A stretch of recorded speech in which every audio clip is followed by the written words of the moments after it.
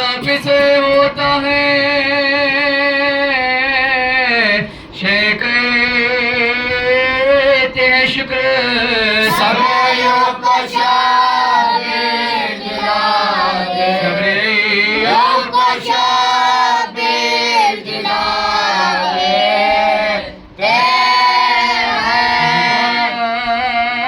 شبیر کو کرتا ہے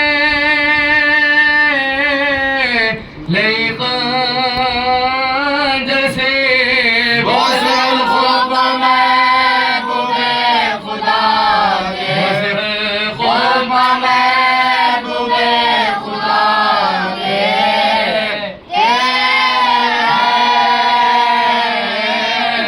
نام پر شاہ پانی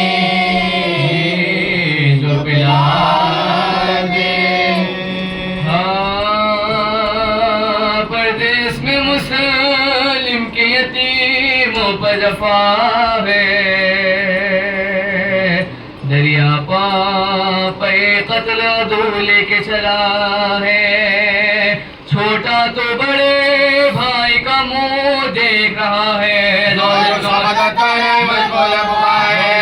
مدد کرنے مشغول بکائے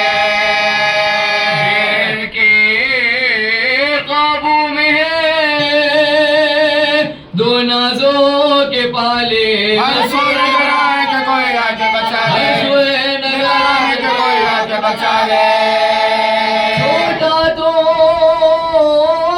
بڑا بھائی بڑھ کے بچاتا ہر بار ہے مصحف کی طرف بیچ میں آتا رو دیتا ہے کچھ کہنے کا موقع نہیں پاتا بے ساختہ ایک بار زباں پر ہے علاقہ بے ساختہ ایک بار زباں پر ہے علاقہ غریبوں کا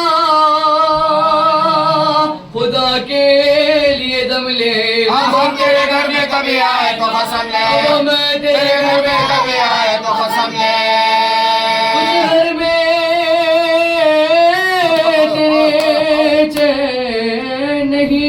پایا ہے ایسا توڑا ہے فقد پانی سے فاقہ کئی دن کا خود آئی نہیں کی تیری سو جان تمنا حجرے میں نمازیں پڑھی اور کیا کیا ہم بچے ہیں تو اپنی بزرگی پامل کر تحصیل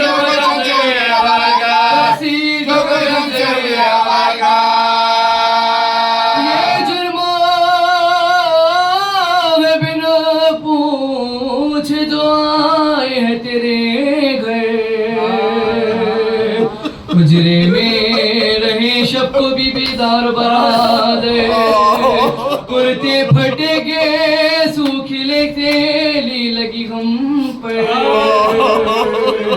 تکلیف بہت دے چکا چھوڑ ستم گئے جنگل میں کہیں بیٹھ کے ہم روئیں گے ظالم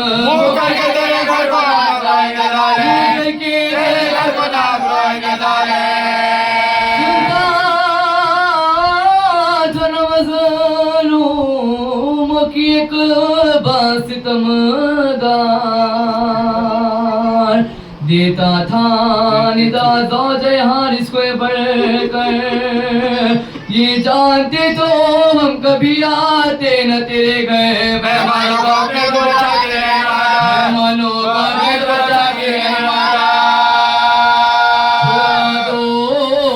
کے پکڑے ہوئے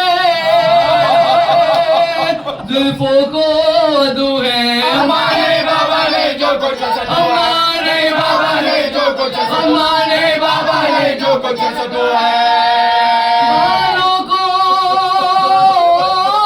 بکھیرے ہوئے مومنہ تھی ساتھ مظلوموں کو ظالم سے چھڑاتی تھی وہ خوشزاد کہتی تھی خدا کے لیے کیا کرتا ہے بازار گئے بابا سرک گئے پاؤں سرک گیا بس کے زمین اب تو ہلی جاتی ہے ظالم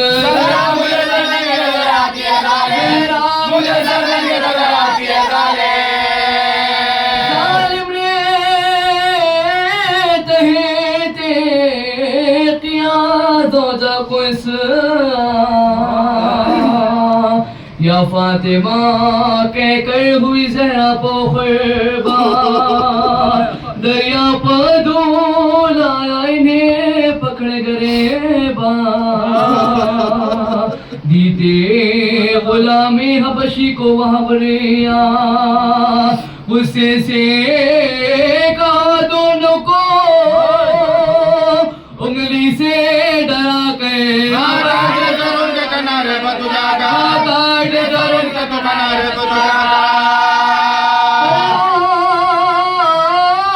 کو چمکا کہ بڑا وہ بشیا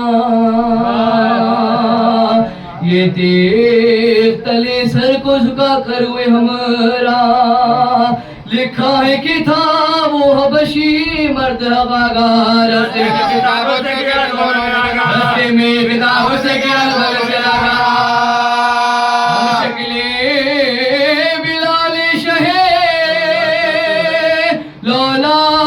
تو ہے سچے کے پیغمبر کا مائل گیا تو ہے سچے کے پیغمبر کا مائل گیا تو ہے فرزندوں کو دیوار سے معلوم تلوار اور بولا کہ سر کاٹ لیں دونوں کا جا کر وہ بولا کہ مجھ سے یہ نہیں ہوئے گا زنہار یہ تو ہی بخت تیرے سید حارث تو پسر کس کا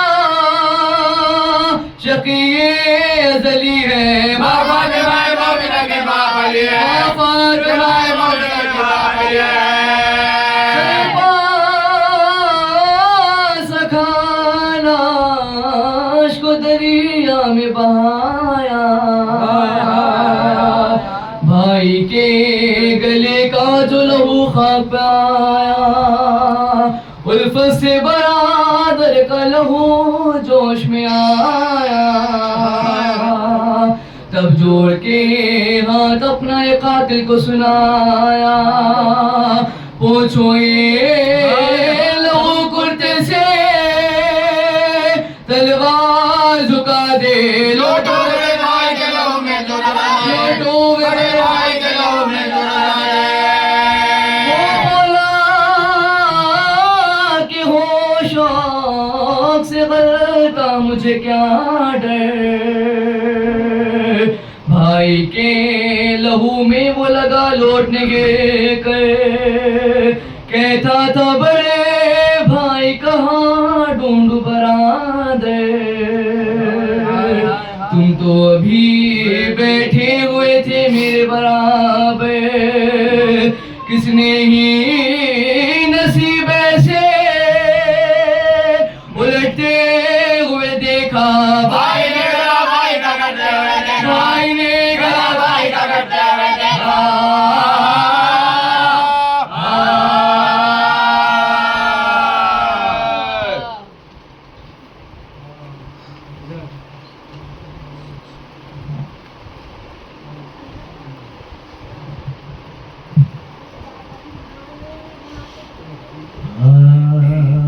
پہنچے نظمیوں شہر شیشہ کے سامنے جس طرح پائے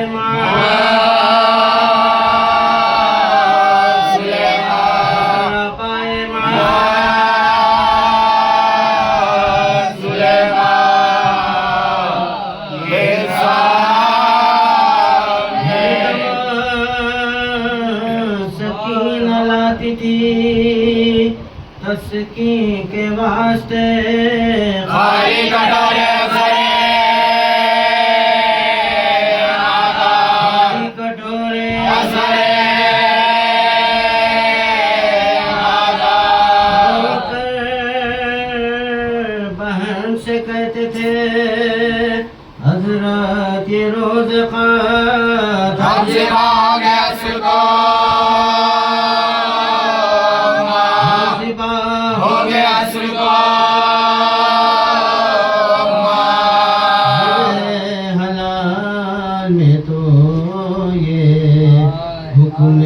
رسول ہو حیوان کا خون بہاؤنا حیوان کے سامنے وہ حسرتا کہ فاطمہ سر پیٹی رہی پیاسے حسین زبا سے حسین زبا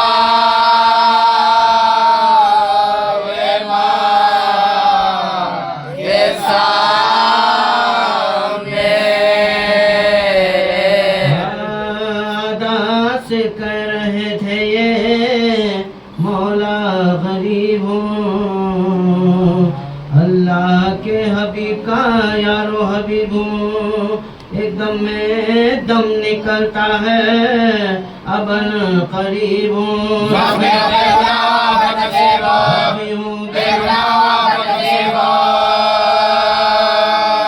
جس کے کلمہ گو میں اس کا نواسا ہوں پانی پلا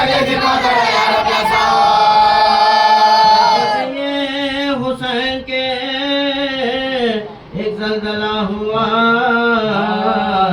ساتوں طبق زمین کے ہلے آسمان ہلا ناگاہ آئی فاطمہ زہرا کی یہ صدا وقت نماز عصر نزدیک آ گیا نماز عصر نزدیک آ گیا دلی میں جو کیا تھا وہ وعدہ وفا کرو شکر حسین شکر کا سجدہ ادا کرو حسین شکر کا سجدہ ادا کرو دم سنی حسین نے زہرا کی یہ صدا خوف خدا سے کانپے سر سے بپا بچ کھا کے فرش زی سے گرے ماں مصیبتا زخم سے نکلنے لگی شکر کی صدا زخم سے نکلنے لگی شکر کی صدا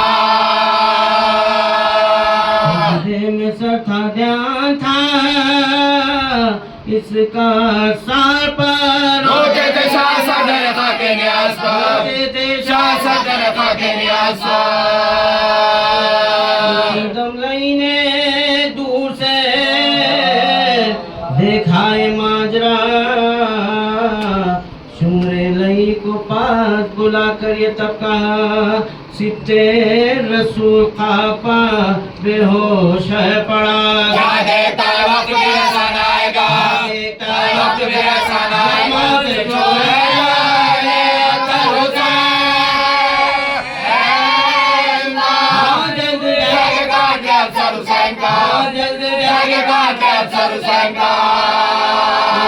سن کے آ گیا لالچ میں وہ لئی خنجر پکڑ کے آیا قریب امام دین چھاتی پا زانو رکھ کے چڑھائی جو آستین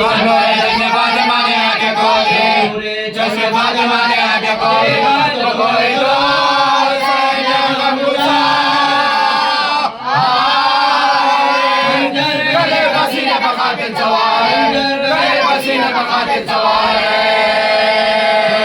چنے کون ہے ہوئے شتم شیار کیوں میرے زخمی سینے پا آ کر ہوا سوار خنجر میرے گلے پا جو رکھتا ہے بار بار سمجھائے کہ صدا کا مجھے ٹھکرائے گا کہ صدا کا مجھے ٹھکرائے گا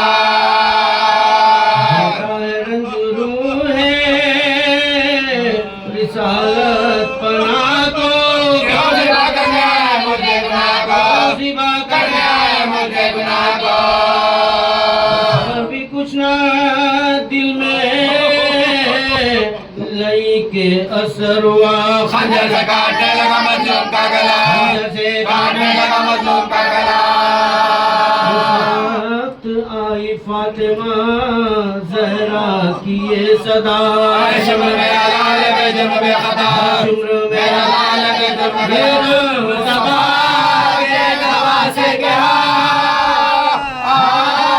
خدا میرے بھوک کے پیاسے کے अकबर फिर भूख के प्यासे अकबर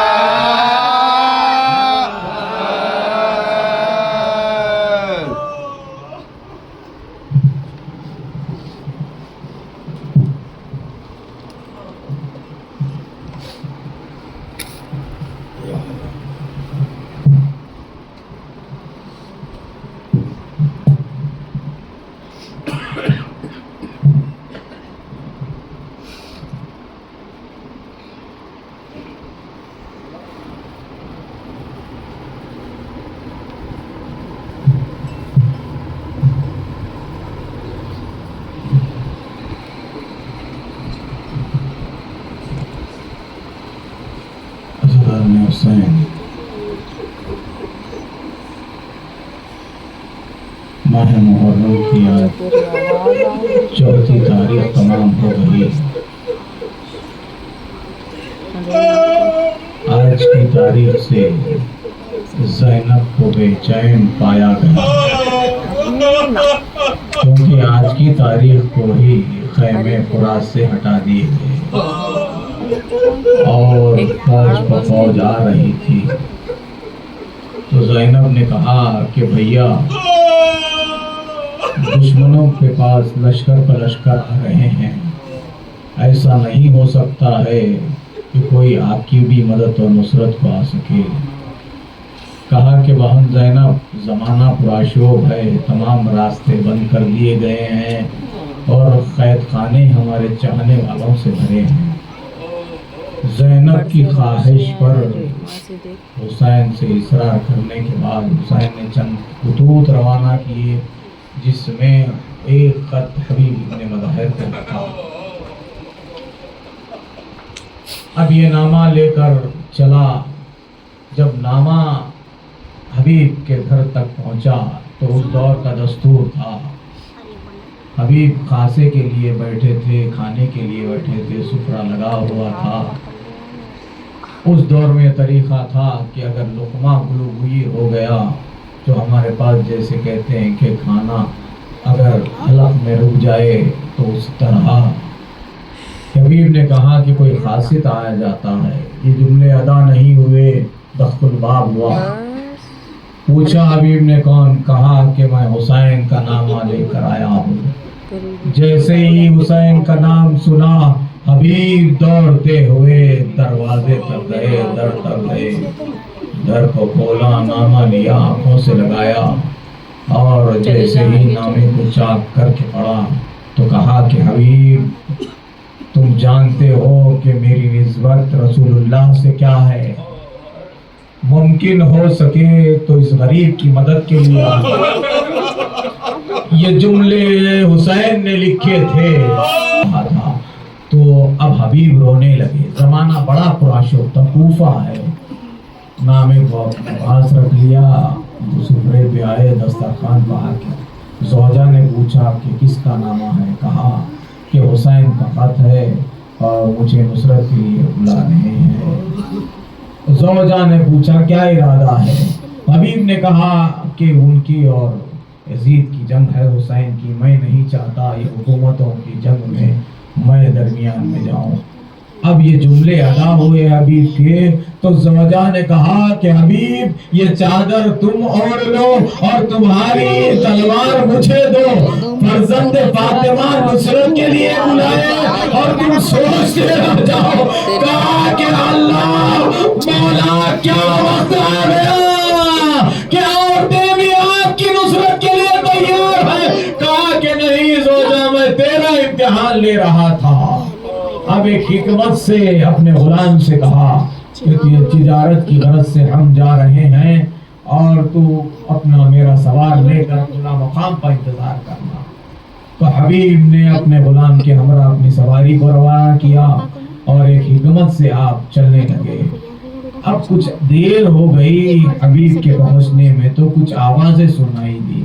तो हबीब रुक गए। कहा कि किसी हुकूमत का कोई मुखबिर ना हो। अब कान लगाकर हबीब सुनने लगे तो गुलाम की आवाज़ है। गुलाम किससे गुफ्तगू कर रहा है? देखा तो घोड़े की आंखों से आंसू रवा है। गुलाम कह रहा है कि न घबरा, अगर मेरा आका हुसैन की नुसरत के लिए आने में देर करे तो ये गुलाम चला जाएगा। अभी रोने लगे, कहा कि मौला क्या वक्त आ गया कि जानवर पे आंसू आ रहे हैं। अभी एक मर्तबा तकबीर की आवाज बुलंद हुई। ज़ैनब ने फिजा जगा, जा फिजा, भाई के लश्कर में तकबीर की आवाज कैसे? दरिया किया दौड़ती हुई फिजा के कहने लगी, शहजादी मुबारक हो, हुसैन के बचपन के साथी हबीब आए। जैसे ही गाने का नाम हबीब का सुना, कहा जाके कह दे हबीब को ज़ैनब का सलाम।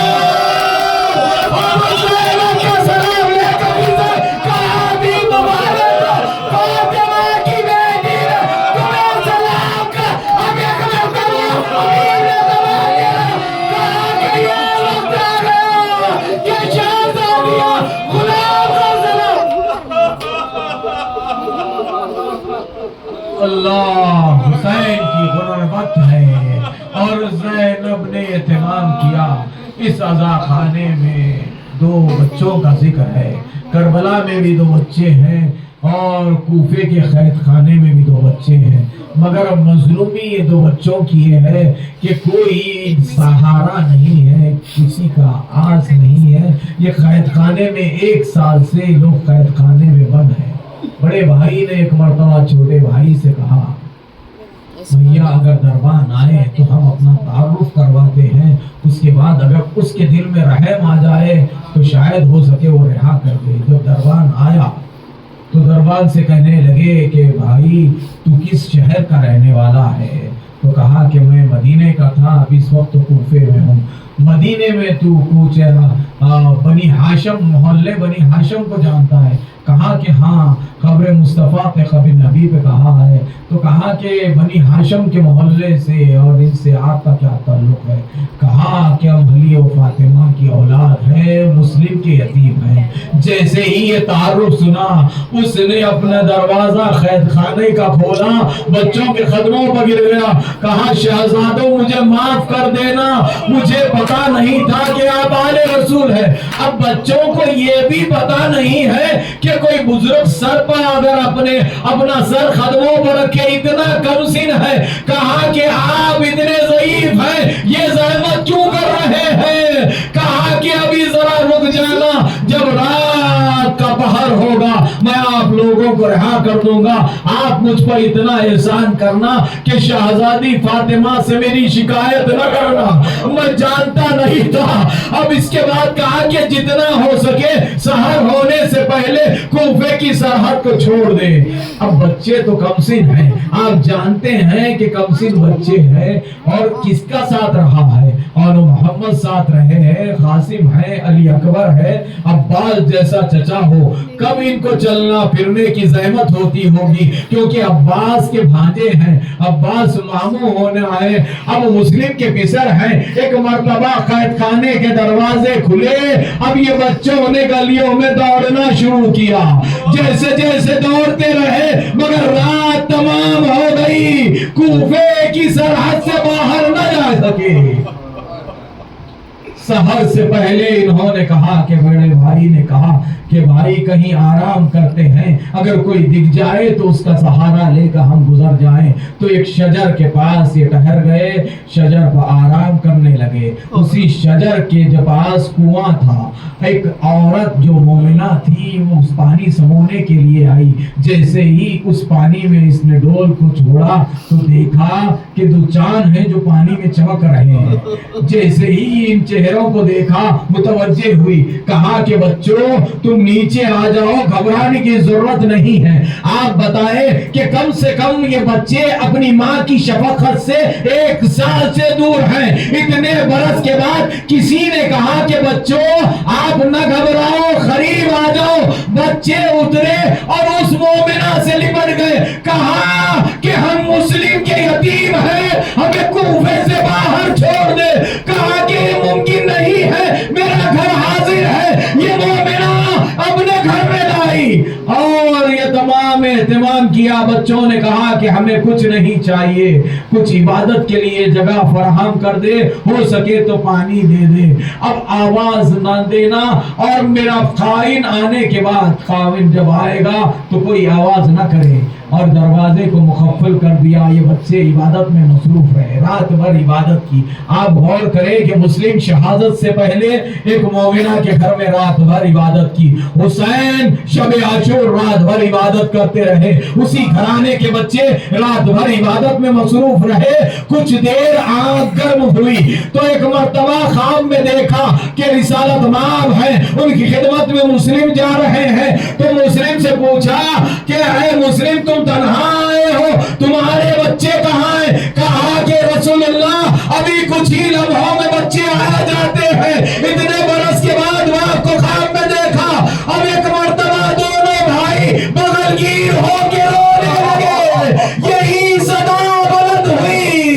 کچھ دیر پہلے حارث ملعون گھر میں داخل ہوا. کہا کہ میں نے دن بھر ان بچوں کو تلاش کرتا رہا, یہ بچے کہیں نظر نہیں آئے. تلوار پھینک کر وہ رونا سو گیا.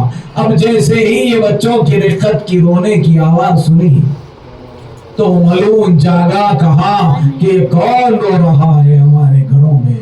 تو اس کی جو زوجہ تھی مومنہ, اس نے کہا کہ ہمارے گھر میں نہیں ہے, کسی پہلو سے بازو سے آواز آ رہی ہوگی, اس سے تو کیا کرنا ہے, تو آرام کر. مگر آواز بڑھتی رہی تو ایک مرتبہ اس حجرے کی طرف وہ داخل ہونے لگا, جانے لگا, متوجہ ہوا. اب یہ مومنہ روکنا چاہتی تھی. جیسے ہی وہ دروازے کو کھولا تو دیکھا کہ دو چاند ہیں چمک رہے ہیں, مگر خوف کا عالم یہ ہے کہ دونوں بچے اپنے اپنے بغیر ہو کر رو رہے ہیں. اس نے پوچھا شہی نے, تم کون ہو, یہاں کہاں سے آئے ہو؟ کہا کہ ہم یتیم مسلم ہیں, تیری زوجہ نے ہمیں یہاں لایا ہے. بس اتنے جملے ان بچوں نے ادا کیے. اب اس نے حجرے سے لے کے دالان تک ان بچوں کی کیا حالت کی آپ سنیں. بس یہی آپ پرسا دے لیں, کیونکہ اتنے کم سن 8-9 برس کا سن ہے.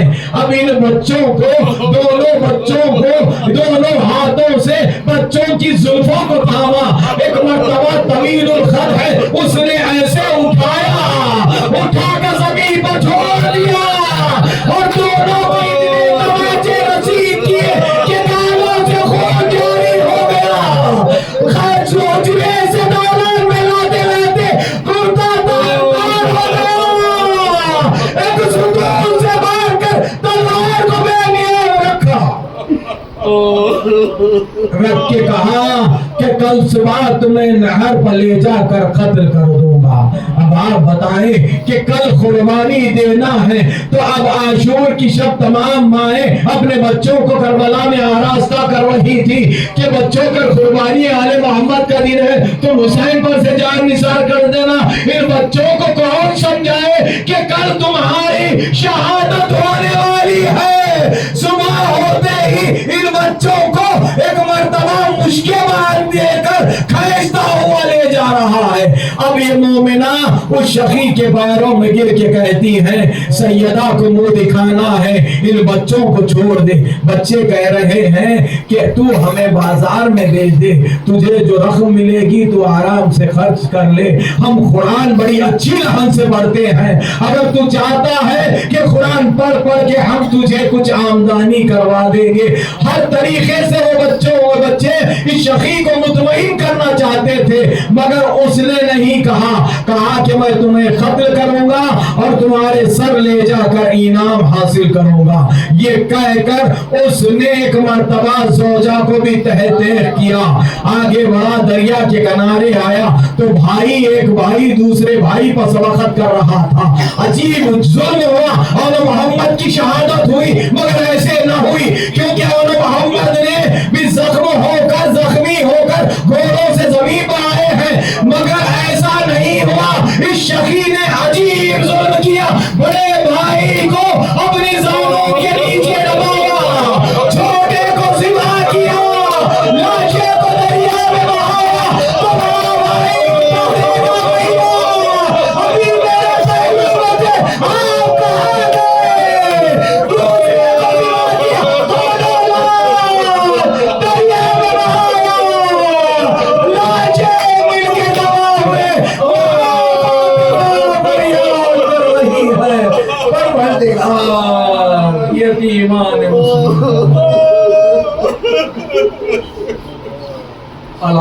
الله على قوم الظالمين سيارة الوضيع ماتم حسين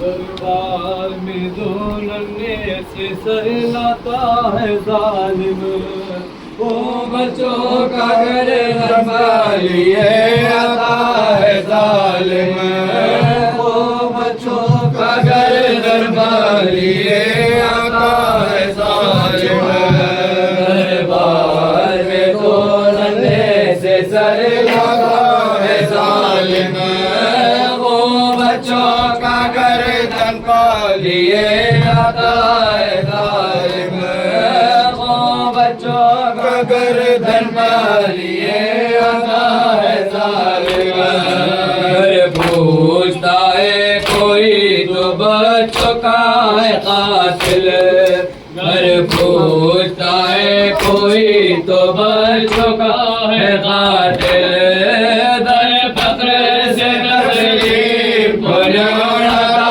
ہے ظالم در فقر سے تسلیم کو لوٹاتا ہے ظالم دربار میں دو ننے سے سر لاتا ہے ظالم وہ بچوں کا گردن لیے آتا ہے ظالم وہ بچوں کا گردن پہ لیے آتا ہے ظالم بیٹھا ہوا ہے ابن زیاد سے تمہارا بیٹھا ہوا ہے ابن زیاد سے تمہارا در بچوں کا بے دین کو دکھلاتا ہے ظالم در بچوں کا بے دین کو دکھلاتا ہے ظالم دربار میں دو ننے سے سر لاتا ہے ظالم وہ بچوں کا گردن لیے آتا ہے ظالم وہ بچوں کا گردن لیے آتا ہے ظالم لٹکائے ہوئے لاتا ہے دو میں بھرے سر لٹکائے ہوئے لاتا ہے دو میں بھرے سر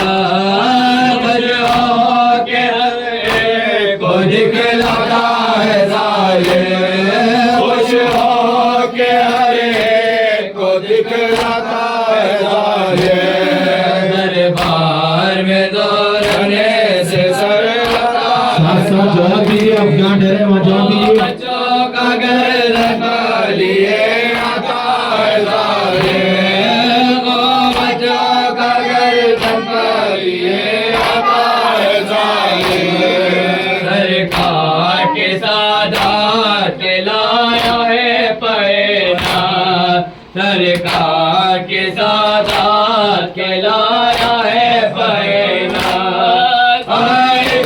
مسلمان بھی کہلاتا ہے ظالم اس میں مسلمان بھی کہلاتا ہے ظالم دربار میں دو مر گئے مسلم کے پسر ہائے ہائے مر گئے مسلم کے پسر ہائے ہائے کر گئے دنیا سے سفر ہائے ہائے کر گئے دنیا سے سفر ہائے ہائے کر گئے دنیا سے سفر ہائے ہائے حارث ملعون کی بیدا سے حارث ملعون کی بیدا سے گر گئے سینوں میں جگر ہائے گر گئے سینوں میں جگر ہائے گر گئے سینوں میں جگر ہائے مر گئے مسلم کے پسر ہائے ہائے مر گئے مسلم کے پسر ہائے ہائے مر گئے دنیا سے سفر ہائے ہائے مر گئے دنیا سے سفر ہائے ہائے ایسے چھوٹ کر بھی نہ پایا ایسے چھوٹ کر بھی نہ آیا آ گئے قاتل کے گھر آئے آ گئے قاتل کے گھر آئے آ گئے قاتل کے گھر آئے مر گئے مسلم کے پسر ہائے مر گئے مسلم کے پسر ہائے ہائے ہائے ہائے رضوان اکبر مان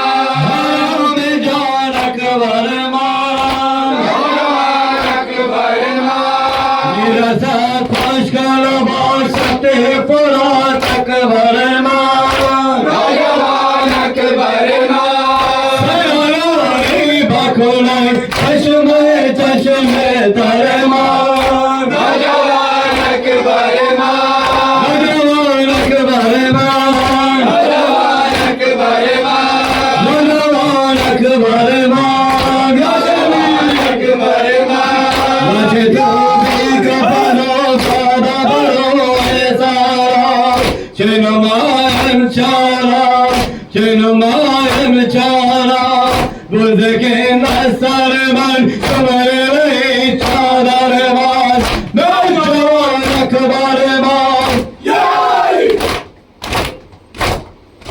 یبن زہرا ویلا ابن زہرا ویلا یبن زہرا ویلا ابن زہرا ویلا ہر شہید کربلا ابن زہرا ویلا یا تیری ہر پہ سر